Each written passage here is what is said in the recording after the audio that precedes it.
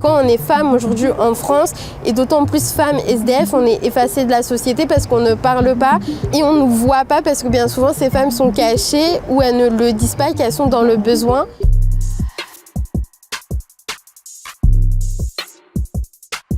Je m'appelle Camille, j'ai 24 ans.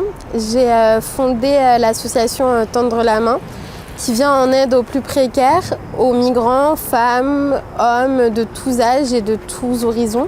On fait des maraudes principalement le week-end. On fait partout dans Paris, dans la banlieue 93 à Pantin. Malheureusement, je me suis retrouvée à la rue. J'ai vécu des violences conjugales. C'était pas des petites claques, hein. C'était je te brûle avec une cigarette, je te mets des coups de pied dans la tête et ce qui va plus loin. Et du coup, un jour, je me suis dit, dans ma tête, Camille, t'as pas envie de mourir, t'as envie de vivre, t'as 18 ans, 19 ans.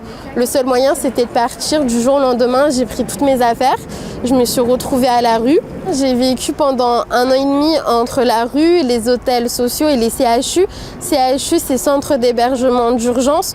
Il faut savoir quand on est à peine sorti de la majorité, quand on a 19 ans, pour les femmes, il y a peu de structures faites que pour les femmes. Il y a des CHRS, centres d'hébergement de réinsertion et sociaux, mais ils sont mixtes. Il faut savoir que les femmes qui sont à la rue, si elles sont pas à la rue, c'est pas comme ça, c'est qu'elles ont vécu des violences au sein de leur foyer ou de leur famille et quand elles sont dehors, elles ont vécu des viols. J'étais dans ce foyer pour jeunes filles. C'est le CHRS pour jeunes filles 18-25 ans qui ont vécu des violences sexistes et sexuelles.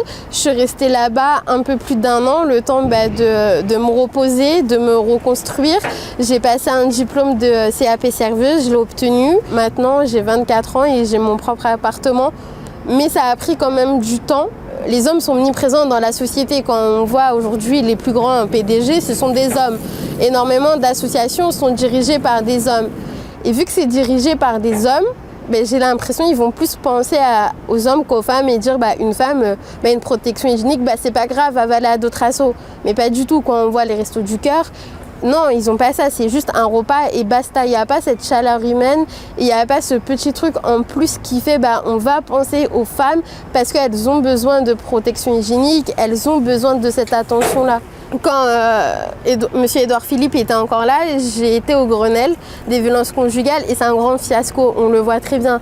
Aujourd'hui, le 16 octobre, il y a 94 féminicides.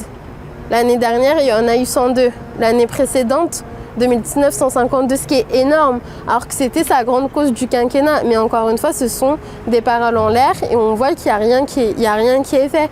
Moi, j'aimerais bien que si M. Macron m'entend, qu'il mette de l'argent sur la table, qu'il fasse des structures que pour les femmes et ça sauverait tellement des vies.